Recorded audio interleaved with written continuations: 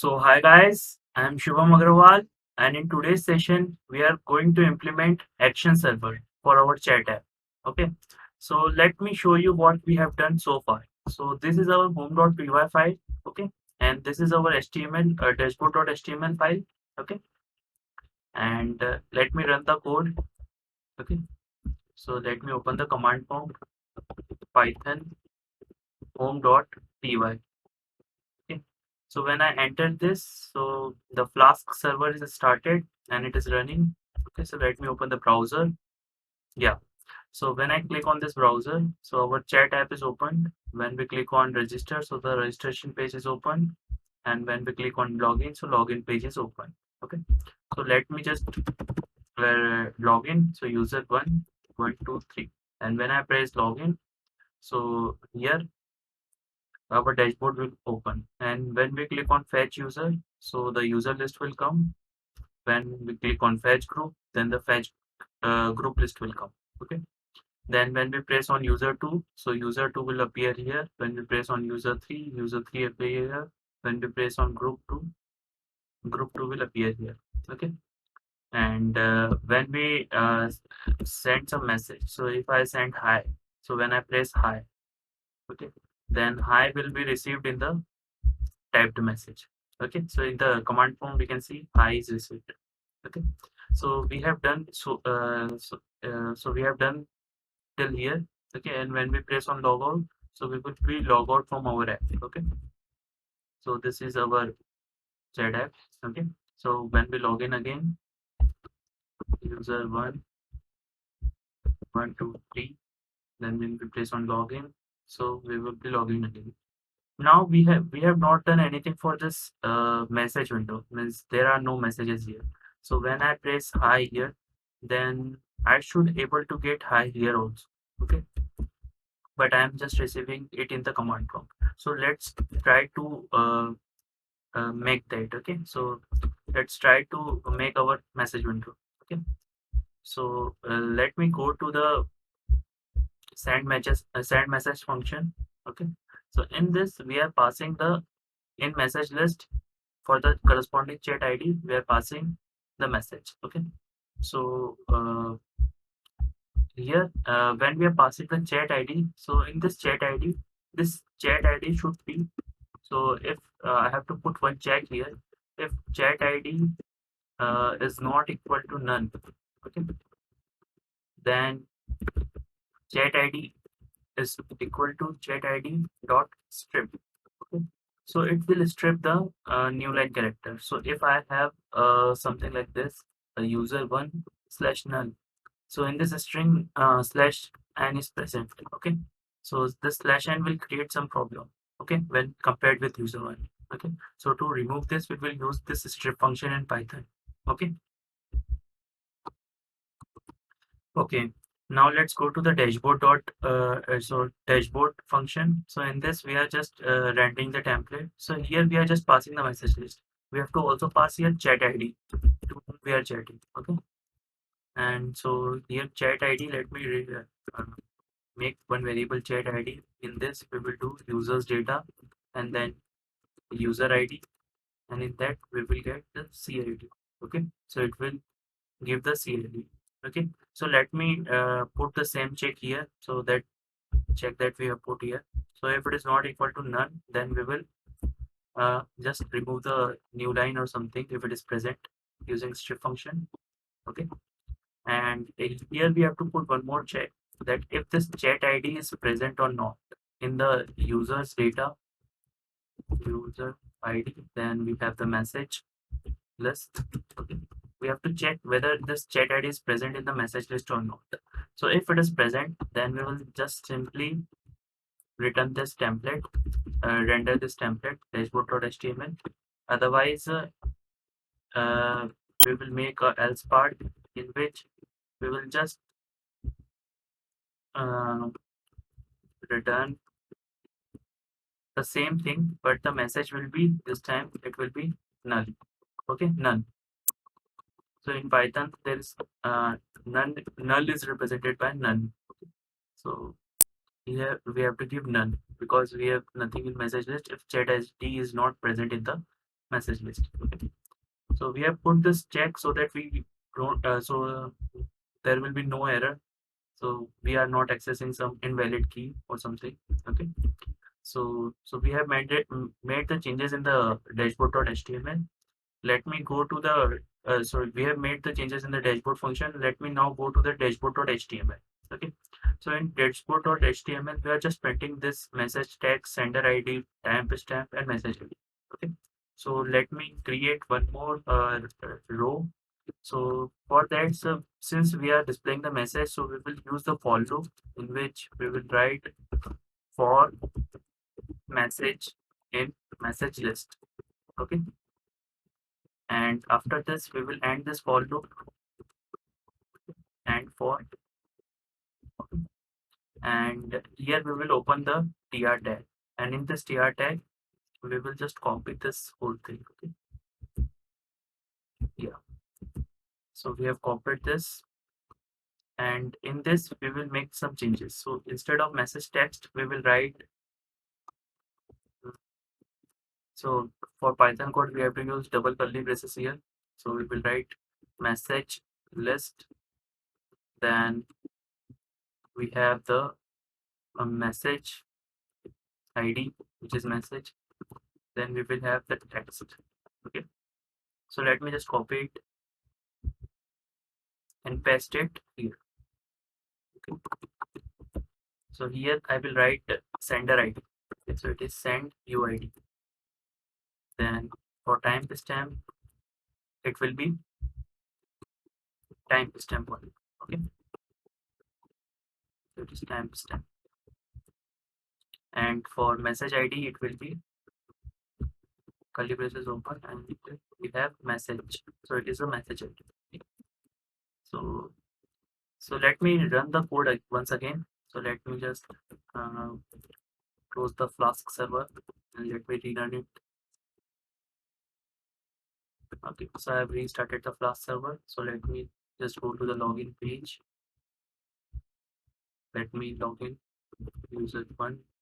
Then we have password 123. Then when we press on login, then so there is some error. So runtime object is not retrievable. So let me see. Okay. So here we are passing none. So instead of none, here we have to pass empty dictionary because it is a dictionary now. That's why we have to pass this empty dictionary. So let me rerun the Flask code again.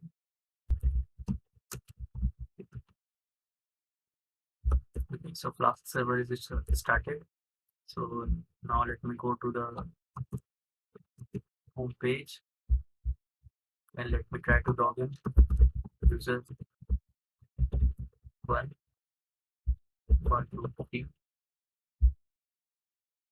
So our dashboard is coming. So here, and when we press on fetch user, and when we press on fetch group, okay, fetch group, fetch user, then we have when we select group 2, then when we send hi. So when we press send button, then hi should appear here. So here hi is appearing, and it is user 1 timestamp, and we have the message icon. And if I write some other message like hello and press send, so hello will appear here. Okay, let me write something. Hi everyone. So it is appearing. Hi Shubham. One second. Hi Shubham. Yeah, so it is appearing. So the size of the text is a little bit small. So let's increase it. So let's move to dashboard.html, and let me put a style tag. In this style tag, there will be font size. Let it be 25 px. Okay. Let me refresh our code. So yeah, so now our message is looking a little bit bigger, and yeah, we can see, and we can also scroll down. See this vertical menu that we have made earlier. So we can scroll down here and we can see the previous messages also. So let me enter some message here. So hi again, and when we press on enter, so when we scroll down, then hi again is there, and it is printed at this time, okay, by this user. So this user one, and this is the message ID. Okay, but I want this message text, sender ID, timestamp, and message ID to be fixed. Okay, so I don't want it scrollable. Okay, so for that, let me just uh, copy this, means cut it from here, and let me make one more table. Okay, so in that there will be, in that table we will paste this. Okay? So it will be fixed then. Okay, and also let me just copy this and paste it in the paste table. And when I refresh it, so yeah, so when we scroll now, then the message text, sender ID, timestamp, message ID is not moving, so it is fixed. Okay, there's one more thing. Whenever I type a message, suppose bye, so bye is coming at the last, but I want that bye should be here and all the message should above come, means it should start with the last, this list should start with the last entry. Okay, so currently it is starting with the first entry high. Okay, so I want it from the last entry. So for that, we can use one JavaScript snippet, which is this chat window. So let me just copy paste it and in the dashboard.html. Okay. Okay. So let me paste it after the division tag. Okay. So this will just scroll down our list to the last entry. So in this, we are getting a element with chat window ID, and we are getting its scroll height, and we are just moving downwards at the last entry. Okay. So here, the let me give this vertical menu ID that will be chat window. Okay. So it will be double quotes. Okay. So let me refresh it. Now you can see bye is there, and whenever I type a new message here, so let's suppose I type hi. So hi is there and it is coming at the end. If I want to say something like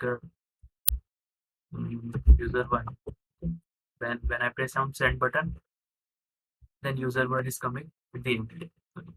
So this chat window is something looking like uh, means a chat app. It is now looking like a chat app because the messages are there and the user can send the message and the message is displayed here. But there is one thing, this message should also be sent to user 2. So on user 2 dashboard, it should also present. So to send the message to user 2, we have to use the action server. So let me show you the diagram first. Okay. So this will be our flow. So this will be our flow of our chat app, in which we have a Flask server, which is our home.py, and then we have an action server, and then we have MongoDB devices. So these are the user. So these are the tabs in the browser. So user one and user two, they have logged in using home.py, which is the Flask server, and this we have used the authentication code. And now user one has sent the data to Flask server. Okay, so the data is present in this user's data. Okay, now we have to send it to user 2 also. So for that, action server is needed because it will send the data to user 2. If there is one group 1 and in that 10 members are there, so user 1 has sent the message, so this action server will send all the 10 members of the group that message. Okay, and also store it in the MongoDB data for persistent data. So this is very important. So this is our simple flow of our chat app, in which when we are sending a message, user one is sending a message, so it will receive in home.py. Then home.py will communicate to action server, so action server will store that message in the database, and then it will also broadcast it to the specified user or to a group. Okay, and in this way our app will work. Okay, so first of all we have to make this action server. Okay, so either users data is the local data which is present in the home.py. So first we will make the action server.py. Okay, so for that let me go to the Sublime and let me create one file that will be our action server.py. Action server.py. Now let's try to implement this action server.py file. Okay, so in this, let me just copy paste the library from the home.py file. Okay, so the libraries will be the same. Okay, so we will just copy it. Okay, and let me add one more library, that is so we have already included JSON. So in JSON there is two functions, loads and dump. Okay, so we just have to import them so that we can use them directly. Import loads comma dumps. Okay, it is used to load and dump the JSON file. Now let's create the main function. Okay, in this main function, uh, let's define it.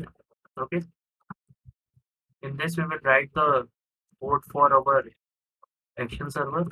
Okay, so before that, let me include one more library, that will be import threading to create the threads. Okay, yeah. Now let's create one thread. Okay, so let me remove this. Yeah. So T1 equal to threading dot thread. So thread is a class. So that's what T is capital and threading is the module name. Okay. Now we will give the target.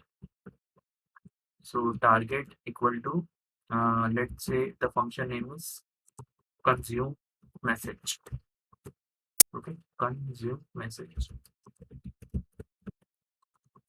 The argument to this is args, and we will, let's say the topic for this action server is action server.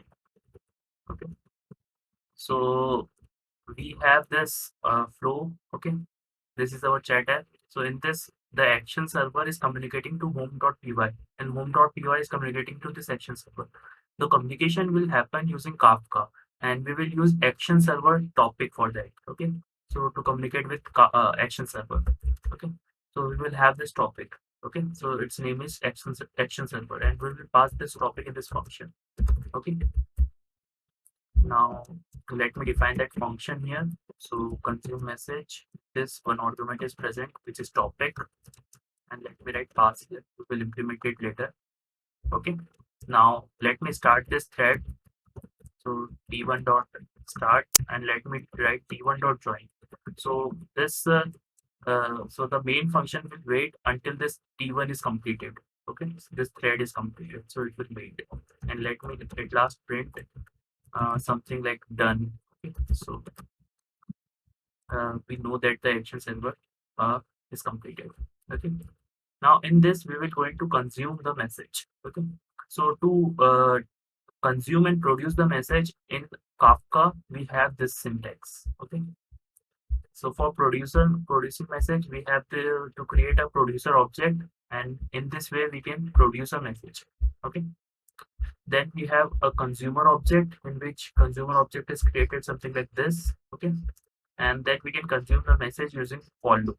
Okay, so we have Kafka producer. So let me just copy it. Okay, and let me just define here.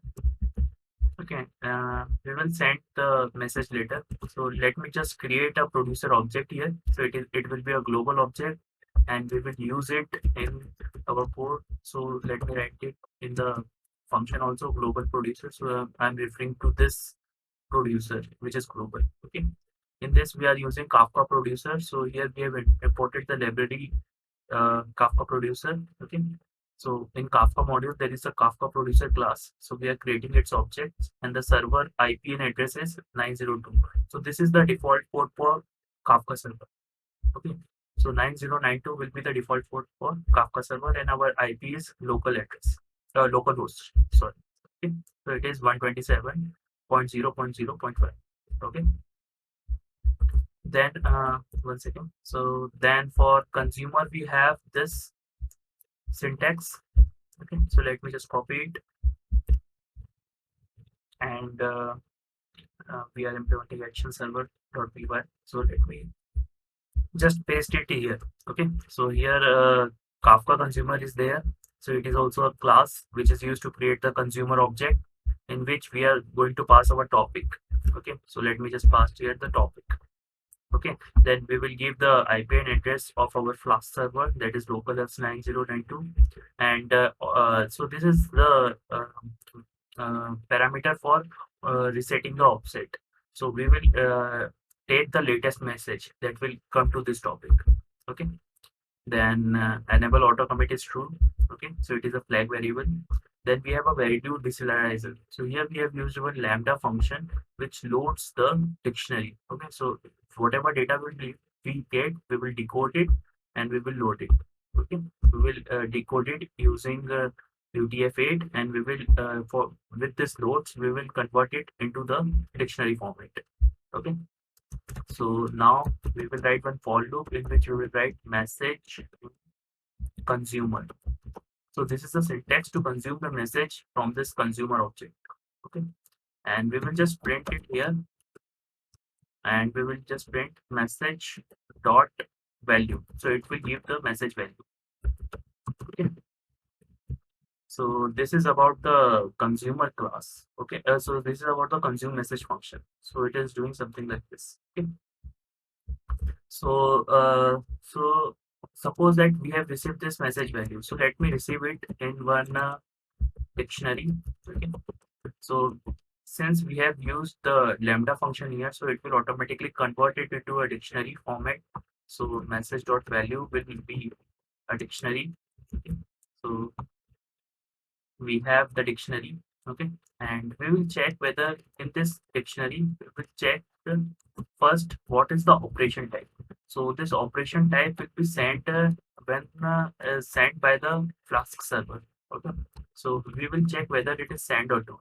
If it is sent, okay, then we will produce.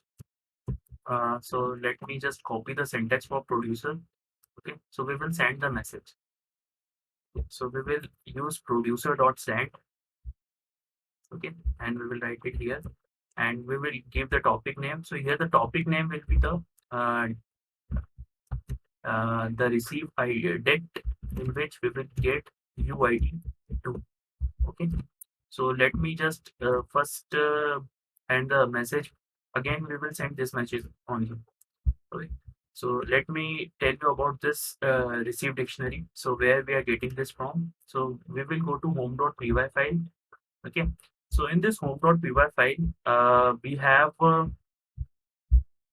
okay, when we are sending the message. Okay, so at the time of sending message, we will create one dictionary. So let me uh, name it at name it as dict message. Okay, in which we will send the operation type, which is OP type. Okay, so it will be sent. Okay, then we will send the UID1, which will be our current user ID. Okay, then we will send UID2, which is the chat ID. Okay, and then we will send the text message. So it will be text. So we have received it here. So typed message text. So we will write it here, and we will also send it. Okay, then we will write um, timestamp. Okay, so timestamp will be timestamp, and at last we have the message ID. So message ID, and it will be message count. Okay, so this is the dictionary that we are going to send to the action server. Okay, so the topic for action server is topic equal to action server. Okay, so here we are sending 6 information here. So operation type UID1, which is current user ID, UID2, which is the chat ID, and uh, here user ID1 sending the message to user ID2. Okay, then the message, that is the text, then we are sending the timestamp and the message ID.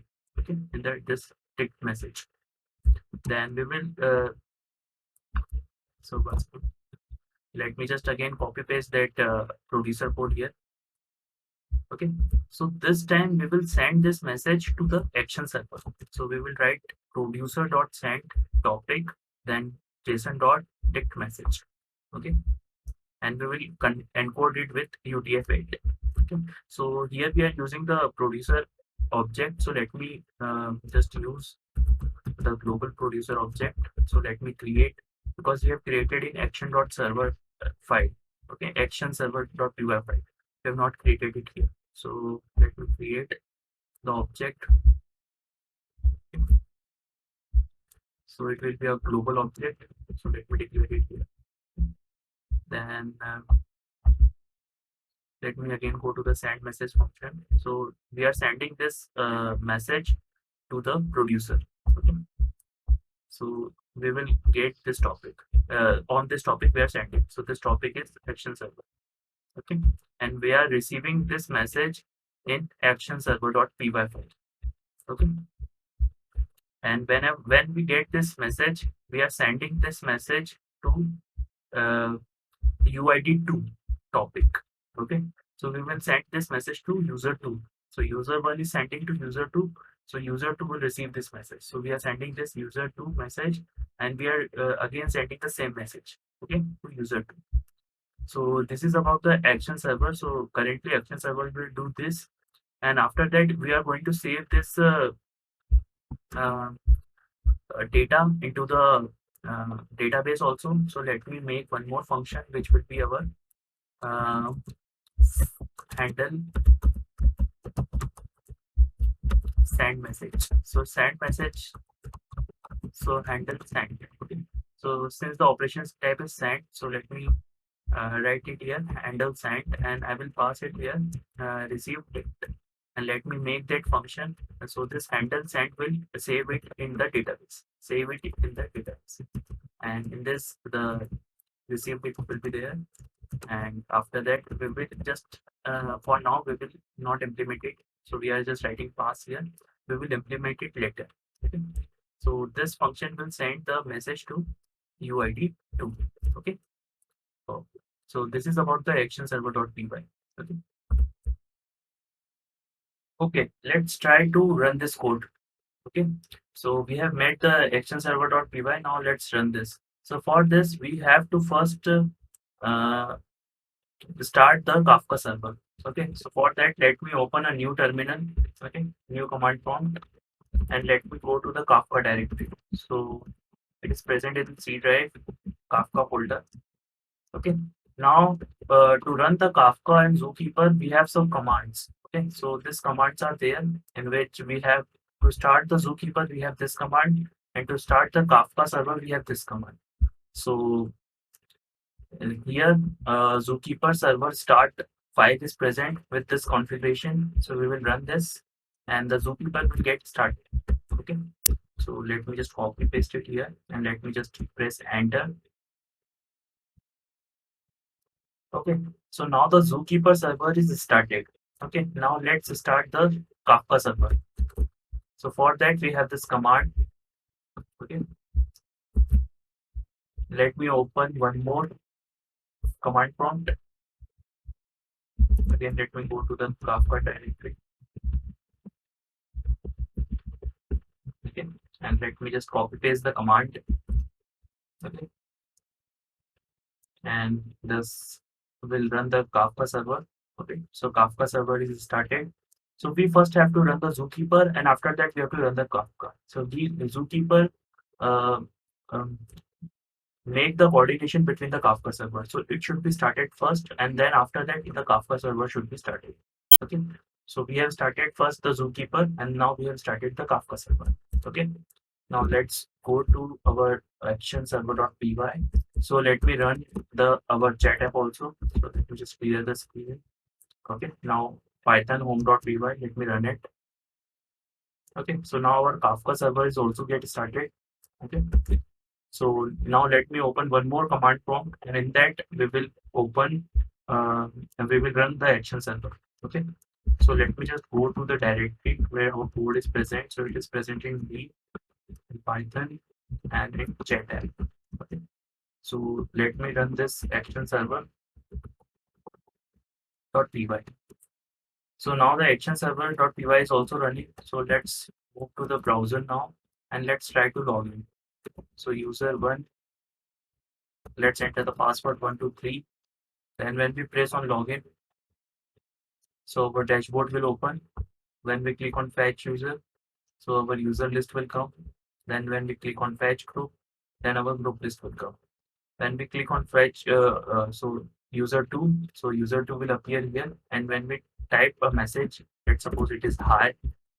So then when we press send, then this message should appear here. Also, this message should send to the action server.py. So this message we have received from the send.py using the topic action server. Okay, so we have mentioned the topic here, that was action server. In home.py also, we have mentioned the topic action server. So it is communicating with this action server, okay, using this topic.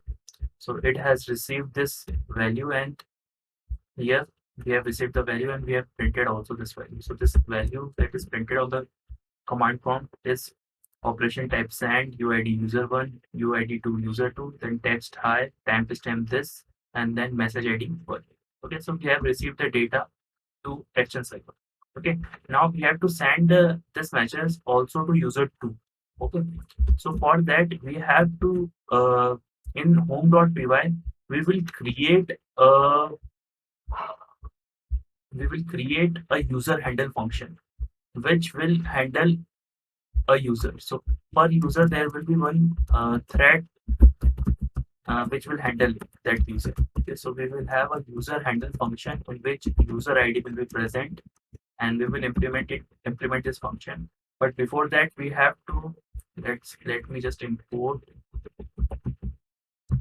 one second, from JSON import loads comma dumps. So these are the libraries of JSON, and we have also import we have also to import the threading module for threading. Okay, now threading module is imported. Now we will make a thread whenever the user logged in. Okay, so whenever the user will logged in, we will create one thread. So t1 will equal to threading dot thread. Okay, so thread is a class in which we will mention the target function, which will be the user handle function. Okay, and the arguments will be the user ID. Okay. So the argument will be the UID. Okay, then we will start this thread. Then so t1 dot start. Let me just copy this code and paste it in login also, because when we log in, the we should create this thread so that user can be handled. So that user messages can be handled. Okay. Okay. So we have created the thread and we have created the user handle function. Okay. Yeah. So now let's try to run this code. Okay. So we have made the user handle function. So now let's run this. So let me start the Flask server first. So Python home.py. So Flask server is running. Let me go to this and start the action server, Python action server .py. So now the action server is also started. Now let's go to our Chrome. Okay, so browser. So let me just go to login. Let me log in it with user1. Okay, and password will be this. And when we press login, so our user dashboard will open. Okay. Then we will go to again, and we will try to log in with user2. Okay, now when we press the password 123 and when we press login, okay, so this is users2 dashboard. Okay, and this is users1 dashboard. And when we press on user2, so user2 will appear here. And when we press hi here, so when we try to send it hi, so hi is appeared here. And as you can see in the Python dictionary also. So we have received the Python dictionary here in action server. And let me again go to user 2 and press on user 1. So hi will be present here. So user 1 is able to communicate with user 2. Okay. So our code is working fine. Okay. So let me just say hi user 1 here. Okay. And let me press send button. Okay. So hi user is coming here. And let me go to action server. So here also again we have received the dictionary. So this time we have received it from uh, uh, so here this time we have received it from hi user one. Okay, so user one has sent the message. So when we go to user two and refresh user one chat, so hi user one will be there. Okay, so let me send it from here. Hi user one, this is user two. Okay, so let me send it. So here hi user one, this is user two is there. And when we go to our action server. So here also we have received one dictionary, but this time it is from user 2 to user 1, and this message is hi user.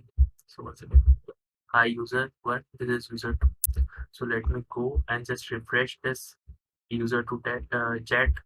So hi user 1, this is user 2.